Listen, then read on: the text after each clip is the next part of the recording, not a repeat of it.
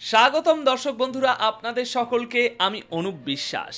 প্রিয় দর্শক, ইরানের সেনাবাহিনীকে এখন হাই অ্যালার্টে থাকতে বলা হয়েছে। সুতরাং কি হতে চলেছে? নতুন কোনো হামলার আশঙ্কা আছে কি? আন্তর্জাতিক পরমাণু শক্তি সংস্থা বা আইএইএ কি ইরানের গোপন ইউরেনিয়াম ভান্ডারের খোঁজ পেয়ে গেছে? আর এই ভান্ডারই কি নতুন হামলার কারণ হতে চলেছে? ইরানের নতুন মিসাইল শক্তি নিয়েই বা কি খবর সামনে আসছে? এই তিনটি অত্যন্ত গুরুত্বপূর্ণ খবর আমি এক এক করে এখন আপনাদের সামনে তুলে ধরব। আর আপনি যদি এই তিনটি খবরকে এক সুরে মিলিয়ে দেখেন, তাহলে বুঝতে পারবেন যে পরিস্থিতি বেশ ঘোরালো এবং বড়সড় একটা কিছু ঘটতে চলেছে। আসুন প্রথম বড় খবরটা বোঝা যাক। দর্শক, ইরান এখন সম্পূর্ণ সতর্ক। সেনাবাহিনীকে যুদ্ধের প্রস্তুতি জোরদার করার নির্দেশের পাশাপাশি ইরানের সেনাপ্রধানের পক্ষ থেকে একটি কঠোর হুঁশিয়ারিও জারি করা হয়েছে। অন্যদিকে খবর পাওয়া গেছে যে ইরানের বেশিরভাগ ইউরেনিয়াম এখনও সুরক্ষিত আছে এবং তার অবস্থান নিয়ে আইএইএর প্রধান একটি বড় বয়ান দিয়েছেন। এই দুটো খবরকে একসাথে জোড়া যেতে পারে, কিন্তু তার আগে ইরানের এই যুদ্ধের প্রস্তুতি এবং তার পিছনের কারণটা একটু বোঝা খুব জরুরি। দেখুন, গতকাল 20শে অক্টোবর 2025-এর খবর অনুযায়ী ইরানের মিলিটারি কমান্ড এটা স্পষ্ট করে দিয়েছে যে দেশ এখন সর্বোচ্চ পর্যায়ে যুদ্ধের জন্য প্রস্তুত। ইরানের সেনাপ্রধান মেজর জেনারেল আব্দুল রহিম মুসাভি তার জওয়ানদের সবসময় সর্বোচ্চ পর্যায়ে প্রস্তুত থাকার নির্দেশ দিয়েছেন এবং বলেছেন যে এই প্রস্তুতি যেন দিনে দিনে দিনে আরও শক্তিশালী করা হয়। জেনারেল মুসাভি বলেছেন, শত্রুরা আমাদের জাতীয় ঐক্য এবং সংহতি ভাঙার জন্য ষড়যন্ত্র করছে, তাই আমাদের সতর্ক থাকাটা অত্যন্ত জরুরি। অর্থাৎ ইরানের সেনাবাহিনীর আশঙ্কা রয়েছে যে বাইরের কোনো শক্তির উস্কানিতে ইরানের ভিতরেই কোনো বড় বিদ্রোহ শুরু হতে পারে, অথবা অভ্যন্তরীণ কোনো দুর্বলতার সুযোগ নিয়ে বাইরে থেকে হামলা হতে পারে। জেনারেল মুসাভি আরও বলেন, আমরা নিজে থেকে হামলা করার কোনো পরিকল্পনা রাখি না, কিন্তু আমাদের উপরে কোনো হামলা হলে তার জবাব অত্যন্ত কড়া এবং সম্পূর্ণ ভিন্ন উপায়ে দেওয়া হবে। অর্থাৎ এর মানে হলো, এর আগে পর্যন্ত আমরা যেভাবে হামলা করেছি বা জবাব দিয়েছি, এবারের জবাবটা তার থেকে সম্পূর্ণ আলাদা হবে এবং তার জন্য আমাদের তৈরি থাকতে হবে। তিনি তার সেনাবাহিনীকে ঠিক এই কথাই বলেছেন। কিন্তু এখন একটা বড় প্রশ্ন, ইরানের ইউরেনিয়াম কোথায়? এই প্রশ্নটা এখনও সবার মনে ঘুরপাক খাচ্ছে। আর এবার আইএইএর প্রধান রাফেল গ্রেসি এই প্রশ্নের উত্তরে একটি চাঞ্চল্যকর বয়ান দিয়েছেন। তিনি বলেছেন যে বেশিরভাগ ইউরেনিয়াম ভান্ডার সেখানেই আছে যেখানে থাকার কথা, আমরা জানি।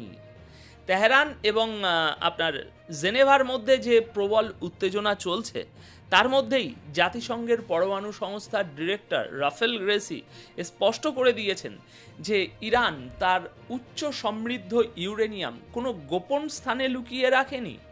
তার মতে বেশিরভাগ ইউরেনিয়াম ইরানের পরিচিত ঘাঁটি, যেমন ইস্পাহান, ফর্দো, নাতাঞ্জ, এই সমস্ত পারমাণবিক কেন্দ্রেই মজুদ রয়েছে। গ্রেসি 19শে অক্টোবর সুইজারল্যান্ডের একটি সংবাদপত্রকে দেওয়া সাক্ষাৎকারে বলেন, আমাদের কাছে থাকা তথ্য অনুযায়ী বেশিরভাগ ইউরেনিয়াম সেখানেই রাখা আছে যেখানে আমরা জানি, তবে সামান্য কিছু অংশ অন্য কোথাও নিয়ে যাওয়া হতে পারে, এটা সম্ভব, কিন্তু সব কিছু বা বেশিরভাগ অংশই সরানো হয়নি। গতকাল 20শে অক্টোবর এই খবরটি প্রকাশিত হতেই চারিদিকে শোরগোল পড়ে যায়। আইএইএর অনুমান অনুযায়ী ইরানের কাছে 400 কেজিরও বেশি উচ্চ সমৃদ্ধ ইউরেনিয়াম রয়েছে। এই পরিমাণ ইউরেনিয়ামকে আরও পরিশোধন করা হলে তা দিয়ে একাধিক পারমাণবিক বোম তৈরি করা সম্ভব।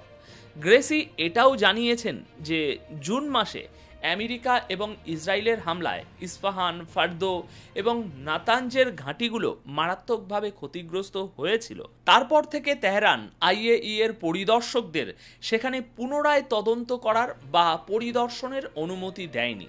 তাই এটাও সম্ভব যে যতটা ভাবা হয়েছিল ততটা ক্ষতি হয়তো হয়নি এবং আমেরিকার বোমা ইরানের পরিকাঠামোর বিশেষ কিছু নষ্ট করতে পারেনি, আর ইউরেনিয়াম সেখানেই রয়ে গেছে।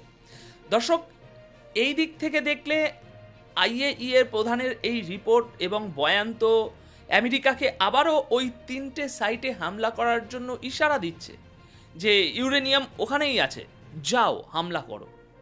দর্শক, এবার আসি সবচেয়ে বিপজ্জনক ষড়যন্ত্রের কথায়, যা আইএই প্রধানের কথার মধ্যে পরিষ্কার ফুটে উঠেছে।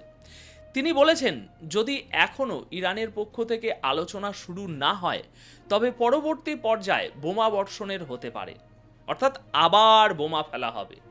তিনি এও বলেন যে যুদ্ধক্ষেত্রে যাওয়ার চেয়ে আলোচনার টেবিলে বসা অনেক ভালো। সুতরাং এর মানে পরিষ্কার যে ইরানের উপর নতুন করে হামলার জমি তৈরি করা হচ্ছে, আর তার অজুহাত হলো ইউরেনিয়াম। তাহলে দর্শক, পরিস্থিতিটা ঠিক কি দাঁড়াচ্ছে? ইরান বলছে আমরা কিছুই লুকাচ্ছি না, আইএই বলছে আমরা দেখতে পাচ্ছি না, আর আমেরিকা ও ইসরায়েল বলছে আমরা তোমাদের কথা বিশ্বাস করছি না। অর্থাৎ পরিস্থিতি যেখান থেকে শুরু হয়েছিল ঠিক সেখানেই দাঁড়িয়ে আছে। সন্দেহ, হুমকি আর ধ্বংসস্তূপের নিচে চাপা পড়ে থাকা সত্যি। দেখুন, আমি এটা বলে আতঙ্ক ছড়াবো না যে পরিস্থিতি খুব ভয়ঙ্কর, কিন্তু এটা অবশ্যই বলবো যে পরিস্থিতি মোটেই ভালো নয়। ইরানের উপর একের পর এক নিষেধাজ্ঞা এবং আবারও ইউরেনিয়াম নিয়ে এই দাবি এটাই প্রমাণ করছে যে ইরানে আবার টার্গেট লক হয়ে গেছে, ইরানের উপরে টার্গেট ছেয়ে আসছে। আর সেই কারণেই ইরানও সর্বোচ্চ পর্যায়ের সামরিক প্রস্তুতি রাখার নির্দেশ দিয়েছে।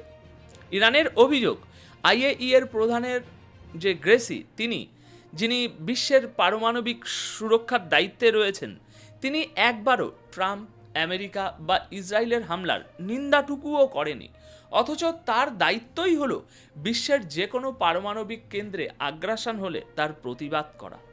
এই ব্যক্তির বিরুদ্ধে বারবার এই অভিযোগগুলো ওঠে যে তিনি পক্ষপাতিত্ব করেন, পশ্চিমী দেশ ও ইসরায়েলের পক্ষ নেন। তাকে যখন জিজ্ঞাসা করা হয় যে ইরানের ফেসিলিটি নিয়ে আপনি এত চিন্তিত, তাহলে ইসরায়েলের ডিমোনা পরমাণু কেন্দ্রে যান না কেন? সেখানে গিয়েও তো চেক করুন ইসরায়েল পারমাণবিক বোম বানাচ্ছে কিনা।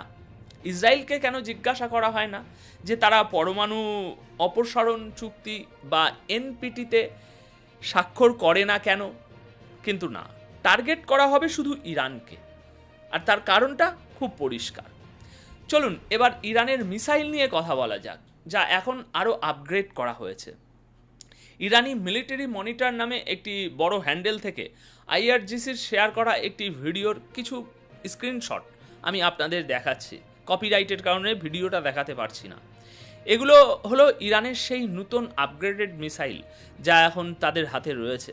মিসাইল সিটি থেকে কিছু ভিডিও সামনে এসেছে যেখানে ইমাদ, গদার মতো মিসাইলগুলো ক্ষমতা বাড়ানো হয়েছে। এখন এই মিসাইলগুলো ইলেকট্রনিক যুদ্ধক্ষেত্রে আরও শক্তিশালী এবং ইমাদের মতো মিসাইল এমনভাবে তৈরি করা হয়েছে যাকে কোনো র্যাডার ধরতে পারবে না এবং কোনো এয়ার ডিফেন্স সিস্টেম আটকাতে পারবে না।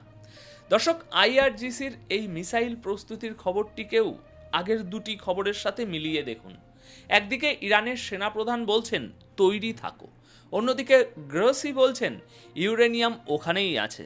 আর ঠিক সেই সময়ই আইআরজিসির পক্ষ থেকে এই আপগ্রেডেড মিসাইল প্রদর্শন করা, এগুলো কিসের ইঙ্গিত দিচ্ছে? ইরান হয়তো বলতে চাইছে, মনে রেখো এবার হামলা হলে তার ফল আরও ভয়ঙ্কর হবে। সুতরাং দর্শক, বুঝতেই পারছেন পর্দার আড়ালে অনেক কিছু